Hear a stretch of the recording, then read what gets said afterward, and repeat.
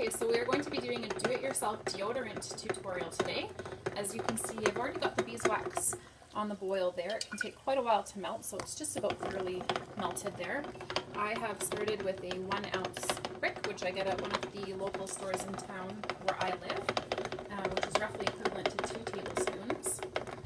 So the next thing that we're going to be adding in there is the shea butter, which I already have measured out, and we're using a 1/4 cup of shea butter. Now, when recipes like this call for a double boiler, I generally will just use a mason jar, a dedicated mason jar for each project, obviously. I find it's easier for the cleanup, and it's also a lot easier for certain projects like this one, just to pour your finished product right into whichever container you're going to be using. So anything that cuts down on a little bit of cleaning is okay in my books.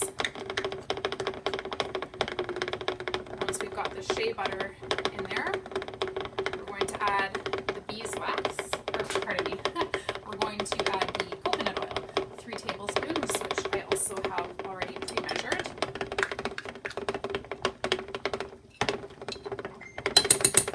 And you may want to lift that up and just give it a little swish around just to make sure that everything is melting thoroughly and mixing nicely.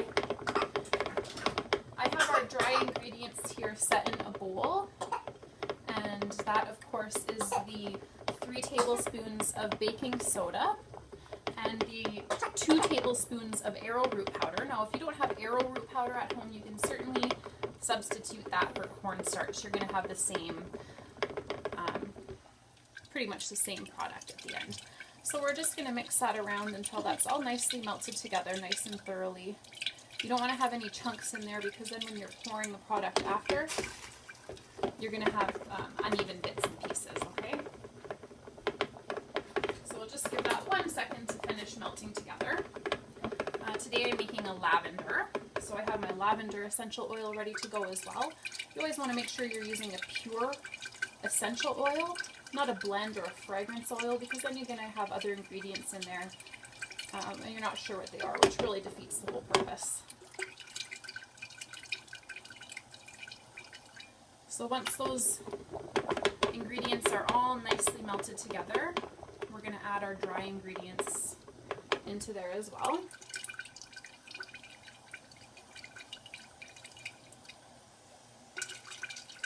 You can play with different scents, different blends of essential oils.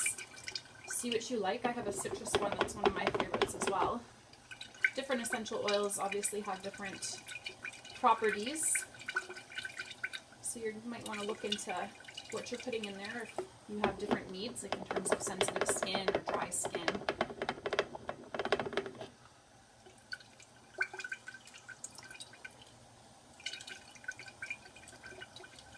Swirling it around like that can also help it melt together a little faster.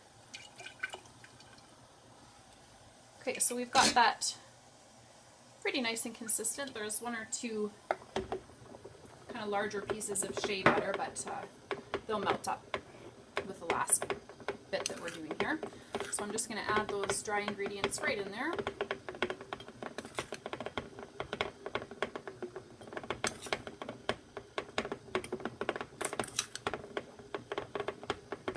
Now, you definitely don't want to have any chunks of baking soda or shea butter when you're applying this product, so after this step you're going to want to mix quite thoroughly.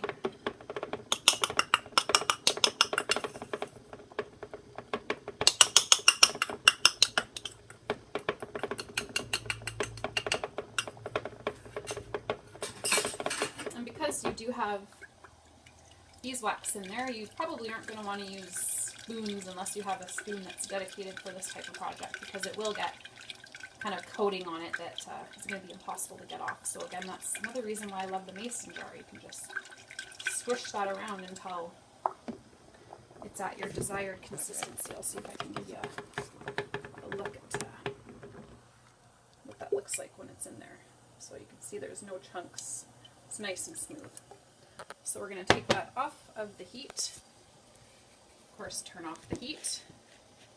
And we're going to add our essential oils now. So I find about 80 drops generally does the trick.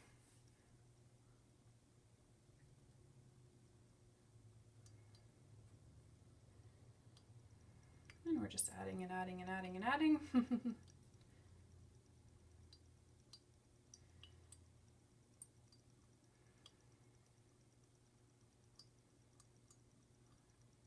If you're not sure quite how much you'd like, you can also stop at any point, give it a swirl and give it a little sniff.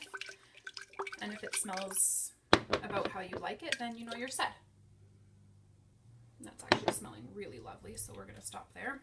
I'm just going to bring that over to where we have our containers set out, waiting for us, ready to go. And like I said, another reason I love using the mason jar is that you can just go ahead and pour straight from there. And as you can see, I've got one of my finished products here. It's a nice consistency. Very lovely to use. So good luck to you, and I hope you enjoyed the tutorial.